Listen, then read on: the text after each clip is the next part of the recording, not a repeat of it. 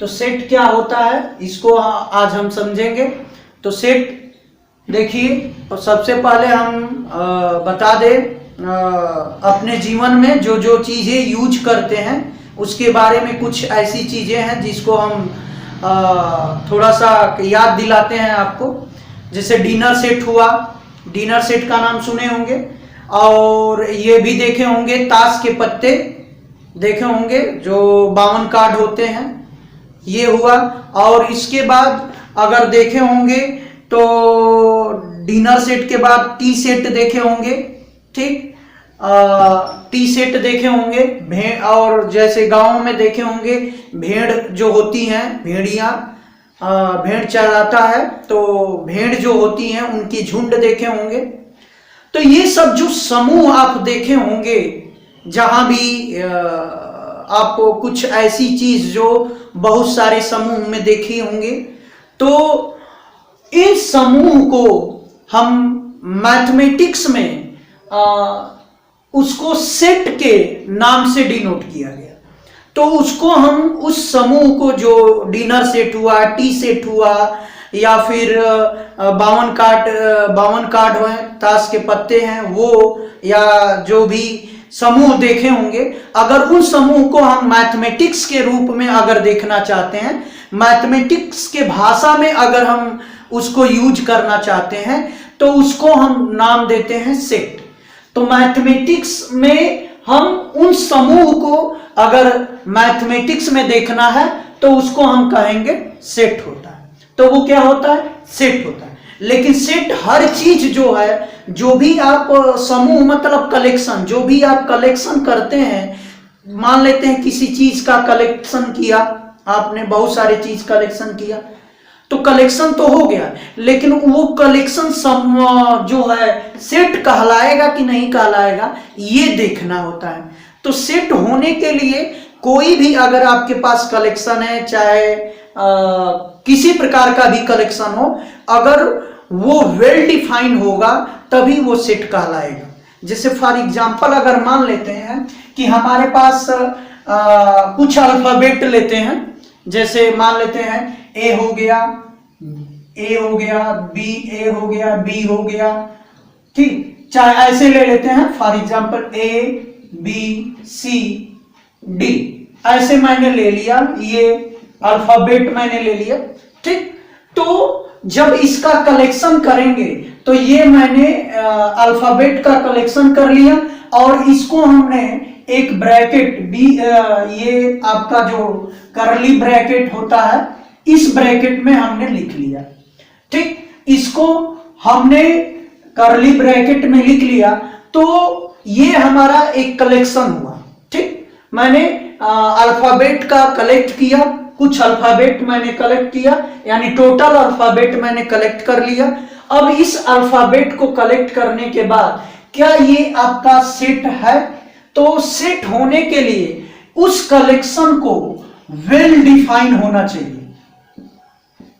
क्या होना चाहिए? वेल डिफाइन होना चाहिए। तो उस कलेक्शन को आपको वेल डिफाइन होना चाहिए। अगर वो आपका कलेक्शन वेल डिफाइन है तो उसको हम कहेंगे सेट। तो बात समझ में आ गई कि सेट क्या होता है। सेट के लिए क्या कंडीशन होना चाहिए कि ऐसा कलेक्शन होना चाहिए, ऐसा समूह होना चाहिए, या ऐसा कलेक्शन होना चाहिए जो वेल डिफाइन हो। वेल डिफाइन का मतलब ये हुआ कि सुपरिभाषित, जिसको हिंदी में कहते हैं, यूपी बोर्ड वाले बच्चे सुपरिभाषित कहते हैं उसको।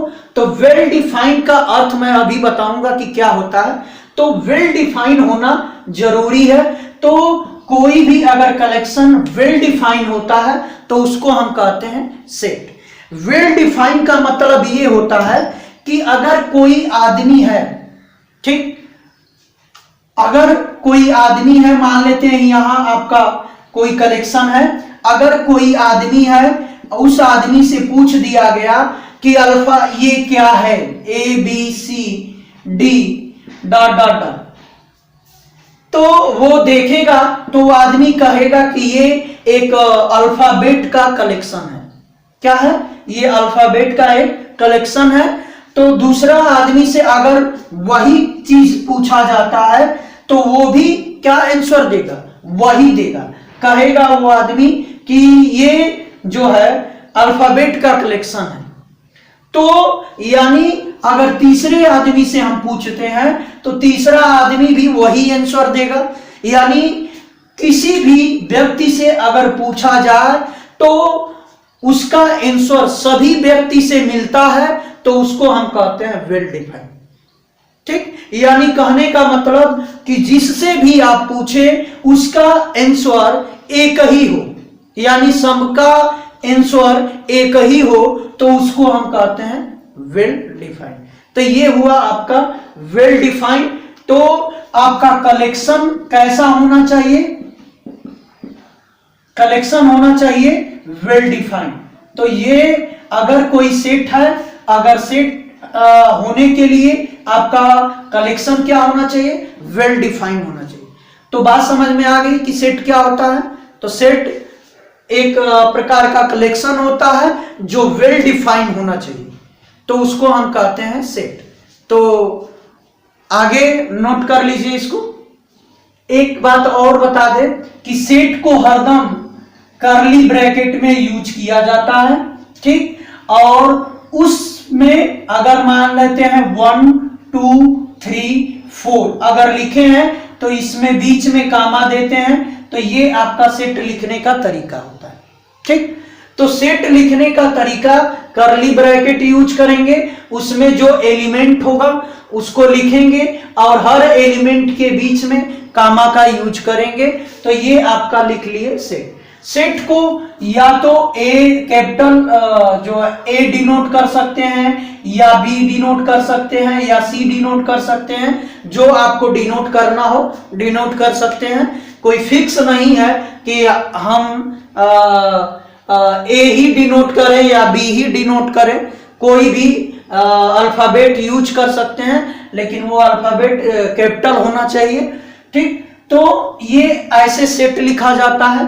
अब हम कुछ टर्म का यूज करेंगे, ठीक, जो आप बेसिक चीजें जानते होंगे, जैसे यन को क्या कहते हैं, नेचुरल नंबर। ठीक, ये आपका यन नेचुरल नंबर है। अगर यन प्लस आ गया तो क्या होगा, अगर यन प्लस हो गया तो नेचुरल पॉजिटिव नेचुरल नंबर, अगर यन माइनस आ गया तो निगेटिव नेचुरल नंबर, अगर यन आ गया तो natural number that is positive natural number. ठीक, इसके बाद अगर हम जेड की बात करें तो जेड भी आपका इंटीजर होता है। ठीक, अगर जेड माइनस कर दिए तो निगेटिव इंटीजर हुआ, जेड प्लस कर दिए तो पॉजिटिव इंटीजर हुआ। ये बात समझ में आ जानी चाहिए, ये क्लास 10 में भी पढ़ चुके हैं। इसके बाद क्यू अगर देख लिया जाए, क्यू की बात कर दें तो Q is a rational number. ये क्या होता है, रेशनल नंबर होता है। इसको हम रेशनल नंबर से डिनोट करते हैं। ठीक, क्यू को रेशनल नंबर से डिनोट करते हैं। इरेशनल नंबर से किसको डिनोट करते हैं, इरेशनल नंबर से किसको डिनोट करते हैं, तो इरेशनल नंबर को पी से डिनोट करते हैं। तो इरेशनल नंबर को हम पी से डिनोट करते हैं। ऐसे कुछ टर्म होते हैं जिसको हम डिनोट किया जाता है। अगर आर हो तो आर को किससे डिनोट करते हैं, देखो, तो आर इज रियल नंबर। क्या होता है, रियल नंबर। इसको रियल नंबर अगर पॉजिटिव हो जाता है तो लिखेंगे R positive real number. Positive real number ये आपका क्या हो जाएगा, पॉजिटिव रियल नंबर। ठीक, निगेटिव आ जाता है तो क्या करेंगे, निगेटिव रियल नंबर। ठीक, इसी प्रकार अगर कोई और ले लें, जैसे फॉर एग्जांपल आईएम आ जाता है तो इसको इमेजिनरी नंबर कहते हैं। ठीक, तो ये कुछ टर्म था जिसको बताना जरूरी था। ठीक, तो इसको नोट कर लीजिए। ये नेचुरल नंबर होता है, नेचुरल नंबर, ये पॉजिटिव नेचुरल नंबर, ये निगेटिव नेचुरल नंबर, ये इंटीजर होता है। तो ये है आपके कुछ टर्म जो आप जानते हैं। अब आगे चलते हैं। इसके बाद हम बताते हैं सेट। सेट को कैसे लिखा जाता है ये जानना है। तो दो तरीका है लिखने का। दो आपका तरीका होता है लिखने का। देखते हैं कौन कौन सा तरीका होता है। तो पहला रोस्टर, आपका पहला जो होता है रोस्टर फॉर्म होता है। क्या होता है? रोस्टर फॉर्म होता है, जिसको हम टेबुलर फॉर्म बोलते हैं, जिसको हम टेबुलर फॉर्म बोलते हैं। तो ये आपका रोस्टर फॉर्म, या इसको हम कह सकते हैं ORR टेबुलर फॉर्म। तो ये आपका टेबुलर फॉर्म होता है या रोस्टर फॉर्म होता है। दूसरा इसको हम लिखते हैं set builder form. Set builder form. तो ये हो गया सेट बिल्डर फॉर्म। दो तरीके से हम सेट को लिखते हैं। एक आपका ये है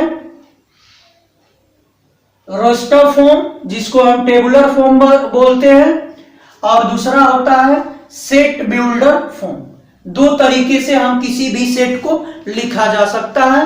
तो अब देखो कैसे लिखा जा सकता है। जैसे सेट रोस्टर फॉर्म हुआ या ट्यूबुलर फॉर्म हुआ, तो इसमें कैसे सेट को लिखते हैं। जैसे मान लेते हैं हमारे पास कोई अल्फाबेट हो गया ABCD, ठीक। इसको अगर ये आपका सेट हो गया, तो इस सेट को हम रोस्टर फॉर्म में भी लिख सकते हैं, या जिसको टेबुलर फॉर्म बोलते हैं, या इसको सेट बिल्डर फॉर्म में भी लिखा जा सकता है। तो दोनों में लिखा जा सकता है। तो सबसे पहले हम रोस्टर फॉर्म बताते हैं कि रोस्टर फॉर्म में कैसे लिखा जा सकता है। जैसे फॉर एग्जांपल एक सेट लिखना है, और वो सेट कैसा लिखना है, तो सेट ऑफ ऑल वोवेल। एक हमें सेट लिखना है जिसका सभी वोवेल्स का लिखना है। तो देखो अगर हम इसके फॉर्म में लिखते हैं, रोस्टर फॉर्म या ट्यूबुलर फॉर्म में लिखते हैं, तो हमें सभी वोवेल को कैसे लिखा जाएगा। तो हमारा वोवेल क्या होता है, तो हमारा वोवेल क्या होता है AIEOU, ये हमारा वोवेल होता है AIOEU, ये आपका वोवेल हो गया। अगर इसको हमें इस फॉर्म में लिखना हो, सेट बिल्डर फॉर्म में लिखना हो, तो हम बस कर्ली ब्रैकेट यूज करते हैं और उसमें इस एलिमेंट को रख देते हैं। अब क्रम जो होता है, कोई जरूरी नहीं है कि क्रम फिक्स हो। ये यहां हो सकता है, ये यहां हो सकता है, ये यहां हो सकता है, कोई दिक्कत नहीं है। तो ये हमारा रोस्टर फॉर्म में लिखने का तरीका है। तो हमने सेट ऑफ ऑल वोवेल्स को, जो हमारा AIEOU होता है, इन सभी को मैंने रोस्टर फॉर्म में लिख दिया। तो ये है रोस्टर फॉर्म में लिखने का तरीका। तो नोट कर लीजिए।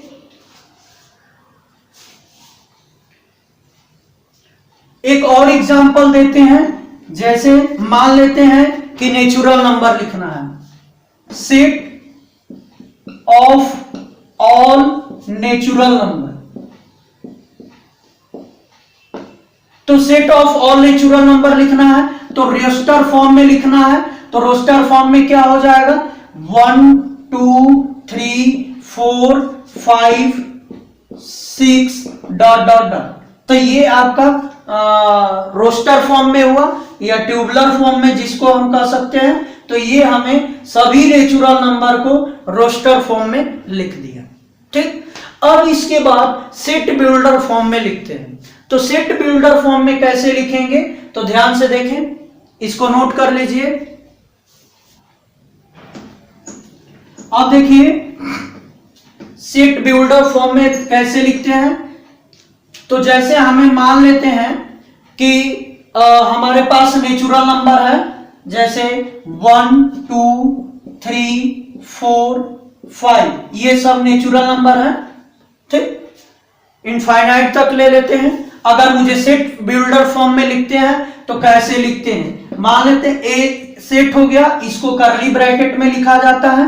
तो यहां क्या होता है कि सेट बिल्डर फॉर्म में इसकी प्रॉपर्टी लिखी जाती है, यानी प्रॉपर्टी का मतलब कि ये है क्या उसको लिखा जाता है। तो उसको लिखने के लिए मैंने मान लिया कि ये पूरा जो नंबर है वो क्या है, यक्स है। क्या हो गया, यक्स हो गया। पूरे नंबर को मैंने मान लिया कि ये यक्स हो गया। तो सच दैट यक्स है क्या, तो उसको बताएंगे। तो यक्स क्या है, ये नेचुरल नंबर है। तो नेचुरल नंबर का सिंबल क्या होता है, यल। तो हमने लिख दिया बिलोंग्स टू एन। ठीक, तो ये आपका क्या कहलाएगा, सेट बिल्डर फॉर्म। ये बिलोंग्स का चिन्ह होता है। बिलोंग्स का मतलब ये हुआ कि ये जो है यक्स जो है, सभी यक्स जो है नेचुरल नंबर है, जो कि नेचुरल नंबर में बिलोंग कर रहा है। ठीक, अब यक्स क्या हो सकता है, 1 2 3 4 5 6 7 8 9 10 डॉट डॉट डॉट हो सकता है। अगर इसको दूसरे तरीके से लिखेंगे तो ऐसे लिखेंगे, यक्स इज नेचुरल नंबर्स। तो क्या हो गया, अगर दूसरे तरीके से लिखेंगे तो ये भी सही है, ये भी सही है। तो यक्स इज क्या हो गया, नेचुरल नंबर। तो सेट बिल्डर फॉर्म में क्या लिखा जाता है, जो हमारा कलेक्शन होता है, जो हमारा सेट के एलिमेंट्स होते हैं, उसकी प्रॉपर्टी लिखा जाता है। तो मान लिए कि ये आपको सेट लिखना है, इसको सेट बिल्डर फॉर्म में लिखना है। तो ये क्या है, आपका नेचुरल नंबर है। तो मैंने मान लिया कि ये जो है यक्स हो गया। ये पूरे नंबर को हमने कर दिया यक्स। और यक्स क्या है, तो उसको बताना पड़ेगा कि यक्स क्या है। तो x is a natural number या यक्स बिलोंग्स टू एन। तो ये हो गया आपका सेट बिल्डर फॉर्म में लिखने का तरीका। जैसे अगर मान लेते हैं वोवेल को लिखना हो, हमारे सभी वोवेल को लिखना है, तो जैसे बी मान लेते हैं सेट हो गया, सभी वोवेल को लिखना है, तो क्या करेंगे, x such that x is all vowel. तो यक्स क्या हो गया, और वोवेल हो गया। अगर सभी वोवेल को लिखना हो सेट बिल्डर फॉर्म में तो लिखेंगे x such that x is all vowels. तो ये है सेट बिल्डर फॉर्म में लिखने का तरीका। तो लिख लीजिए। अब चलते हैं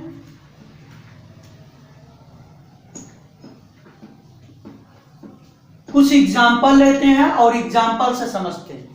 जैसे एक एग्जाम्पल ले लेते हैं एनसीईआरटी का। ये एग्जाम्पल है, ये आपका 1/2, 2/3, 3/4, 4/5, 5/6। ये एग्जाम्पल एनसीईआरटी का है, एक एग्जाम्पल नंबर 4। तो अगर मुझे इसको सेट बिल्डर फॉर्म में लिखना हो तो कैसे लिखेंगे, तो मैंने बताया था कि सेट बिल्डर फॉर्म में कैसे लिखा जाता है। तो उस सेट की प्रॉपर्टी लिखी जाती है। तो जैसे मान लेते हैं कि ये क्या हो गया, इसको डिफाइन कर लिया मैंने यक्स। क्या डिफाइन कर लिया, यक्स। अब यक्स है क्या, 1/2 है, 2/3 है, 3/4 है, 4/5 है, 5/6 है। एक बात बताओ, इसको देखने से क्या लगता है कि यक्स की वैल्यू, ठीक, ये 1 है और नीचे क्या है, 2 है। यहां 2 है तो नीचे क्या है, 3 है। यहां 3 है तो नीचे क्या है, 4 है। यानी ऊपर वाली जो न्यूमरेटर है उससे एक अधिक डिनोमिनेटर है।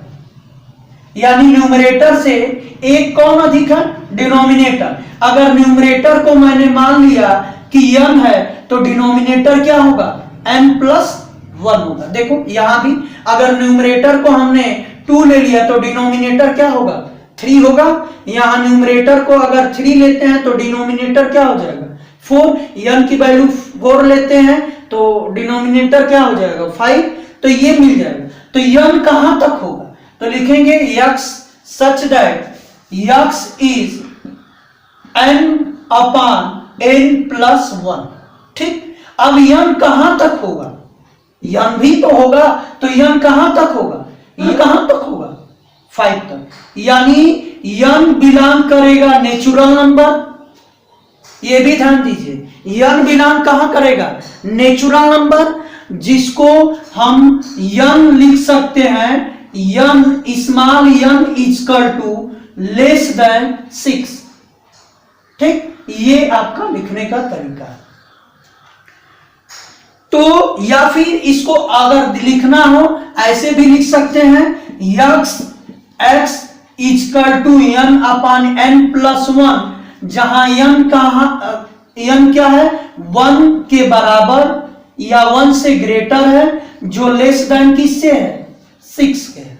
या इसको ऐसे भी लिख सकते हैं, x such that x n/n+1, 1 less than or equal to n, n is a greater than or equal to 1 and less than or equal to 5, ये भी लिख सकते हैं।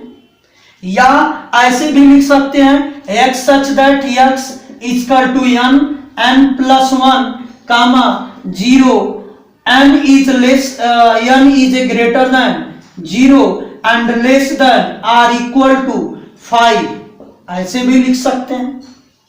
यानी आप जैसे लिखना चाहिए वैसे लिखिए, लेकिन ये देखना है कि कंडीशन आना चाहिए, जो वैल्यू रखेंगे आना चाहिए। यहां 0 रखें, 0 नहीं रखेंगे क्योंकि n 0 से बड़ा है, 1 रखेंगे, 1 2 3 4 कहां तक रखेंगे, 5 तक, तो 5/6। तो ये हमारा सेट बिल्डर फॉर्म में है। ठीक, तो ये है, नोट कर लीजिए।